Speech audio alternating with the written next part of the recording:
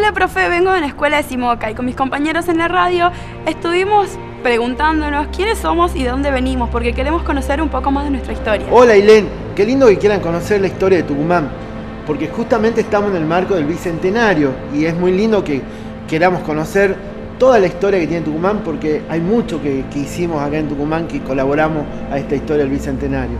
Así que sos de Simoca. ¿Y qué sabes de Simoca? Bueno, de Simoca sé muy poco, pero entre las pocas cosas que sé que Simoca viene del quichua Shimucay, que significa lugar de gente tranquila. Sí, y Simoca aparte fue un lugar de paso muy importante en la vieja ruta que unía Córdoba con el Alto Perú. Y también cuando venga el ferrocarril va a ser una estación de paso también muy importante. ¿Sabe qué me llamó la atención? Que cuando venía de Simoca para acá a San Miguel de Tucumán, en la ruta pude observar mucha caña de azúcar. Y me pregunté por qué es tan importante la caña para Tucumán. Menudo tema.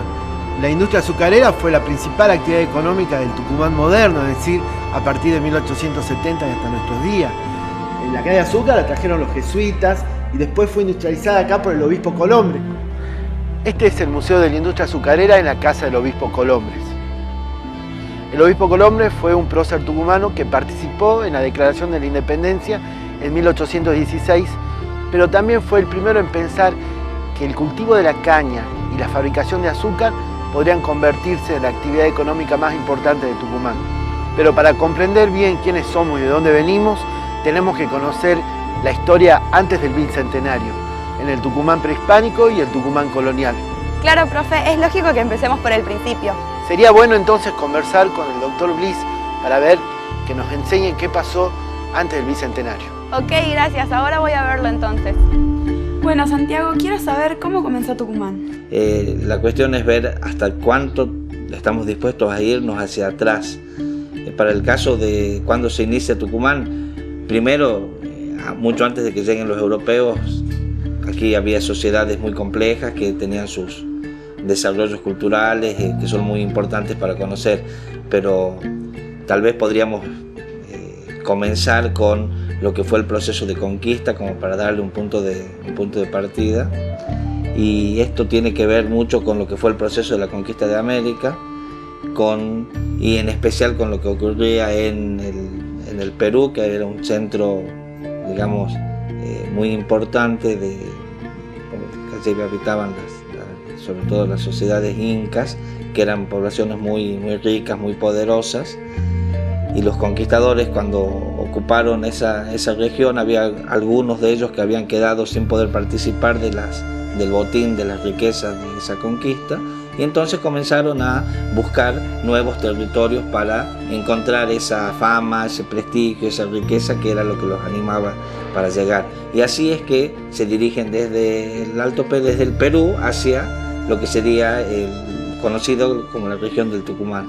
Entonces ese sería como el punto de partida. Ahora, en esa época, las primeras ciudades que se fundan, no es la ciudad, por ejemplo, de Tucumán, donde está emplazada actualmente, no era donde se había fundado inicialmente, sino que se había fundado en otro sitio que se llama Ibatín, y a partir de ese momento comienza una historia bastante interesante, bastante compleja, donde hay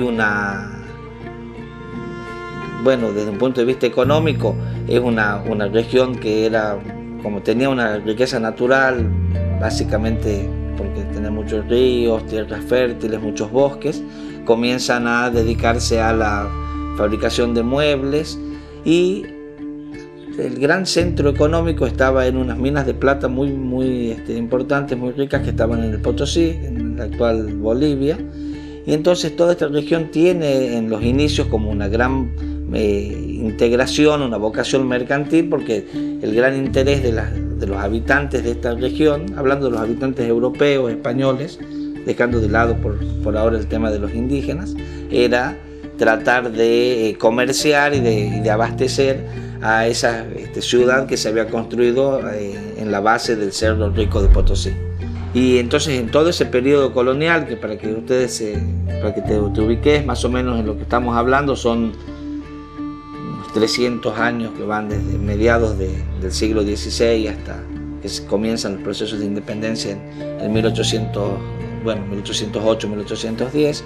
En esa época era una sociedad muy compleja, donde había un grupo de encomenderos, de europeos, ¿quiénes eran los encomenderos? Eran personas a las cuales se les había concedido como merced real, que así se decía en la época, o como una concesión de la corona, un conjunto de indígenas que ellos tenían que explotar con el pretexto de protegerlos, evangelizarlos. En realidad era para aprovechar una fuerza de trabajo y conseguir esa riqueza, que en realidad en aquella época no siempre la riqueza ha sido considerada de la misma manera, es decir, no en todas las épocas las mismas cosas se consideran valiosas. Entonces estas regiones eran como muy marginales, porque al no tener minas de plata, minas de oro, es como que no tenían un gran atractivo para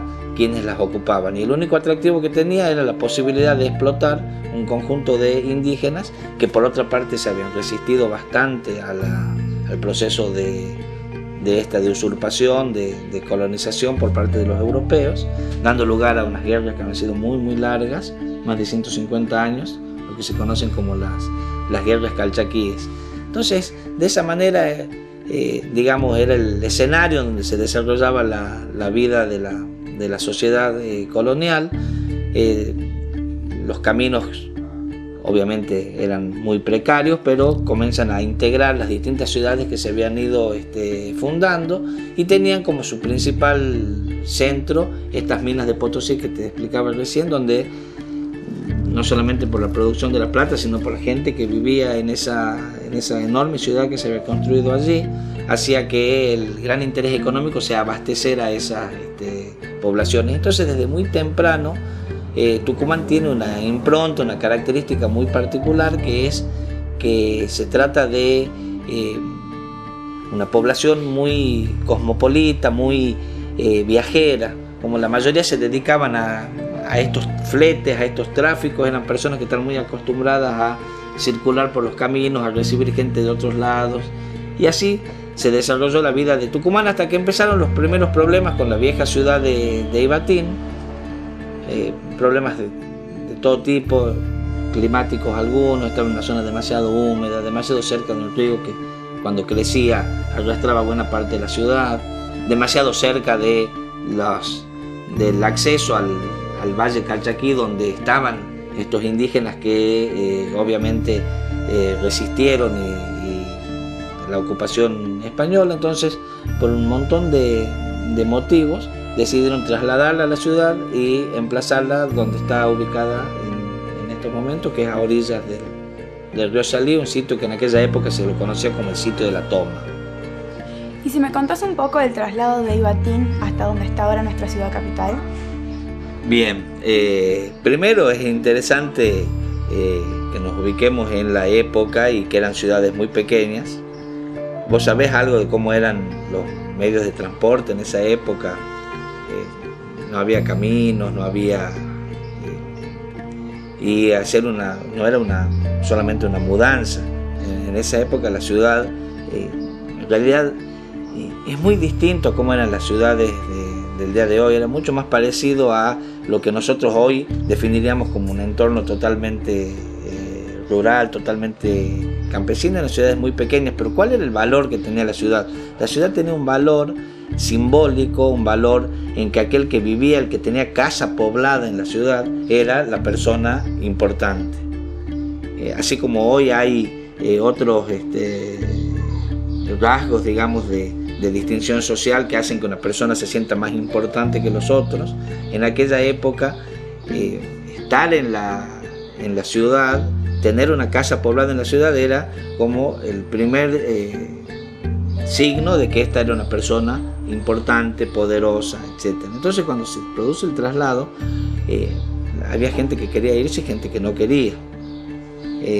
Los que no querían irse eran aquellos que estaban muy bien ubicados, que tenían sus solares, sus casas a la vuelta de la plaza, y los que querían irse eran los que entendían que en el nuevo lugar iban a tener mejores oportunidades de crecimiento y desarrollo. Entonces se da una pelea muy grande, digamos, entre los que se quieren quedar y los que se quieren ir. Entonces, este nuevo emplazamiento quedaba mucho más cerca del camino que conducía desde las ciudades de Córdoba, de Santiago del Estero, hacia Potosí. Quedaba mucho más cerca del camino. Y ese era como el gran argumento por el cual se terminan trasladando y terminan emplazándose allí. Ahora que ya sabemos desde el traslado de Ibatín hacia donde estamos ahora, ¿cómo son los primeros pasos de Tucumán hacia el Bicentenario? Bueno, el Bicentenario que se va a cumplir ahora el año que viene hace referencia a el 1816, ¿no es cierto?, que es el momento de la declaración de la independencia. Pero tal vez deberíamos cubrir un poco un hueco que nos queda entre esta sociedad que se está ubicada acá en el nuevo emplazamiento de San Miguel de Tucumán, cuando empiezan las guerras de independencia, hasta que se declara esa independencia en 1816, como para que no nos quede un hueco ahí, ¿no es cierto? En realidad todo empieza en 1808, cuando hay un problema muy serio con la monarquía española, que eran los que gobernaban, ¿no es cierto?, todos estos territorios. Y esto tiene un montón de repercusiones, que la más conocida, y eso creo que sí te debes acordar, es lo que pasó en mayo de 1810, del famoso Cabildo Abierto, primera Junta de Gobierno. Eso te acordás, ¿no es cierto? Bien. Bueno, a partir de allí va a comenzar un proceso muy complejo donde se mezclan dos situaciones que van a estar totalmente asociadas. En esa época, esa fuente de legitimidad estaba en que se decía que la monarquía, el rey, había sido designado por Dios, que Dios había elegido a los Borbones, en este caso, que eran los que gobernaban España, para que gobernaran todos estos territorios y todas estas personas. ¿Por qué lo obedecían al rey? Bueno, por esa situación, porque era algo establecido por Dios en una época donde todo el mundo era además muy religioso y demás.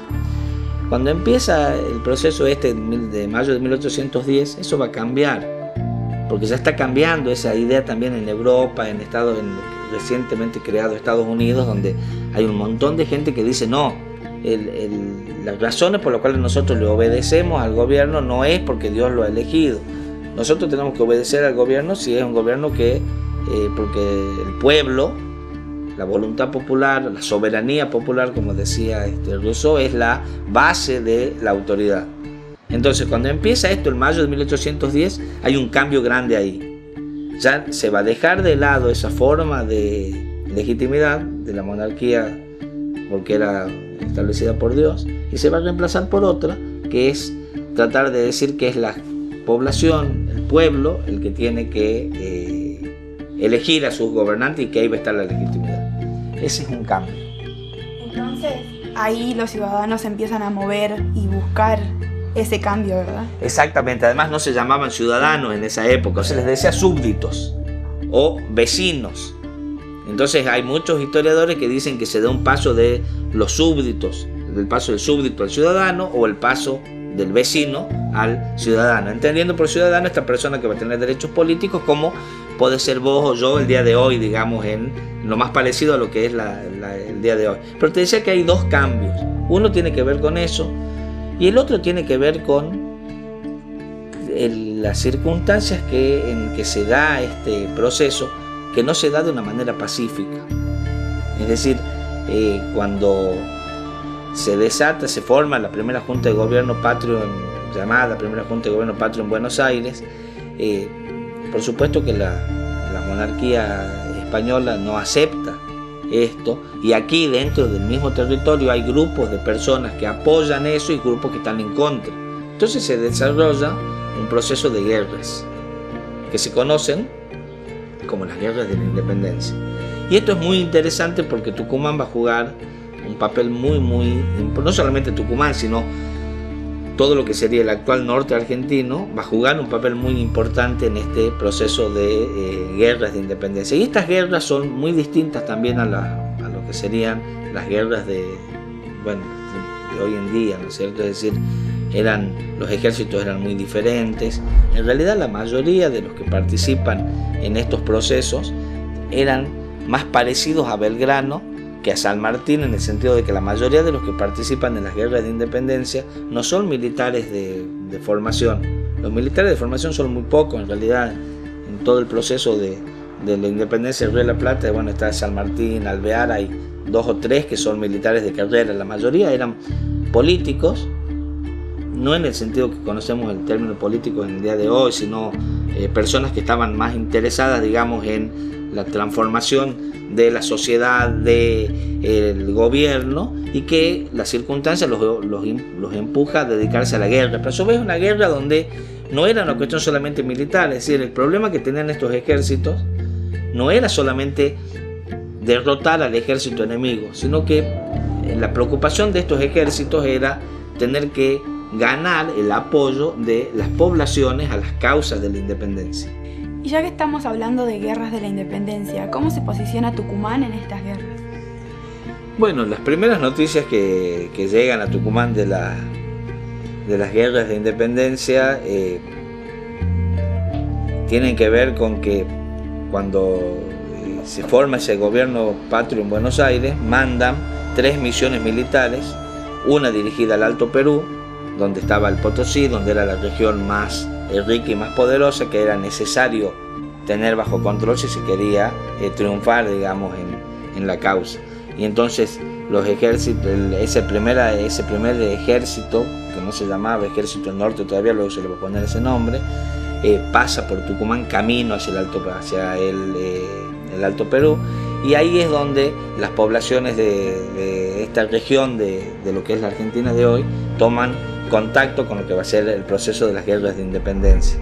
Y a partir de allí se produce una situación que tiene que ver con las relaciones que se habían establecido entre estas ciudades entre sí, es decir, la ciudad de Tucumán, la ciudad de Salta, la ciudad de Buenos Aires. También es una cosa difícil de entender así el día de hoy, porque las ciudades, además de eso que yo te contaba antes, de que tenían un valor simbólico, un valor social para aquel que vivía en ellas, también eran de alguna manera como si fueran actores políticos en sí mismos las ciudades. Entonces esto va a hacer que desde los inicios de la independencia Tucumán esté más cerca de la causa de Mayo que otras de las provincias del norte. Y esto va a tener un momento muy significativo, muy importante en 1812, cuando sea la batalla de Tucumán. ¿Por qué? Porque cuando se dé la batalla de Tucumán, los ejércitos que venían retrocediendo porque estaban siendo derrotados por los realistas, en esa época no se hablaba de que era una guerra de españoles contra americanos, sino que en ambos ejércitos había criollos, y había unos que defendían que el rey era el que tenía que gobernar, y había otros que decían que el que debía gobernar eran las nuevas formas de gobierno que se habían establecido en Buenos Aires. Bueno, cuando estos ejércitos realistas venían derrotando a los ejércitos patriotas, Belgrano, que era el que le había encargado la misión de conducir la retirada de este ejército, pasa por Tucumán, tenía órdenes de retroceder hasta Córdoba para evitar perder lo que le quedaba de sus tropas que habían sido eliminadas, digamos, en el Alto Perú. Y él, cuando llega a Tucumán, el vecindario de Tucumán le dice que no quiere que él siga retrocediendo, que le van a dar todo el apoyo que necesite para que se queden y puedan enfrentar a los realistas. Desde Buenos Aires le decían a Belgrano que no, de ninguna manera debía hacer esto, que debía continuar su retroceso hasta Córdoba, porque no tenían ninguna confianza en que él pudiera derrotar a los realistas por varios motivos. En primer lugar, porque los realistas tenían un ejército mucho más grande, eran más de 3.000 personas, mientras que Belgrano no tenía ni 1.000. Por otra parte, no confiaban en las capacidades militares de Belgrano. Belgrano había tenido muy malas experiencias militares en las misiones que le habían mandado antes al Paraguay. Y en general, lo que estaban tratando de hacer era de dejar protegido el puerto de Buenos Aires y si se podía Córdoba, pero ya se daba por perdido todo el resto. Y cuando él aquí en Tucumán encuentra el apoyo del vecindario para quedarse, decide enfrentar a los realistas.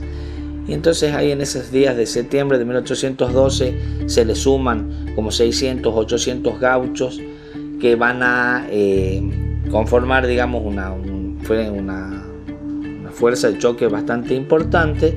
Y cuando llega el ejército que lo conducía Pío Tristán a Tucumán, esperando encontrar un ejército que continuaba su retirada, se encuentra con un ejército que está dispuesto a darle batalla en un trámite, para hablar en términos actuales, en una batalla muy confusa, pero finalmente Belgrano termina derrotando a Pío Tristán acá en Tucumán el 24 de septiembre de 1812.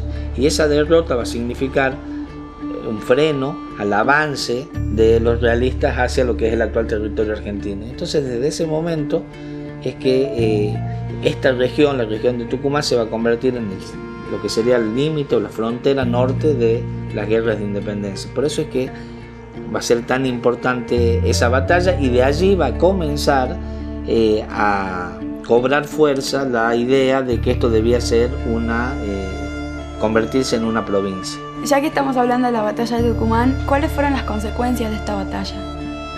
Bueno, la batalla de Tucumán tuvo muchas consecuencias, unas inmediatas y otras de largo plazo, más profundas, más estructurales. Nos parece más importante que nos centremos en estas últimas, ¿no es cierto?, las que son como las de fondo. La primera gran consecuencia es que se frena el avance de los realistas hacia el sur del Alto Perú, de manera tal que queda bajo el dominio político de este gobierno que se ha formado en Buenos Aires en 1810 buena parte de lo que va a ser el actual territorio argentino.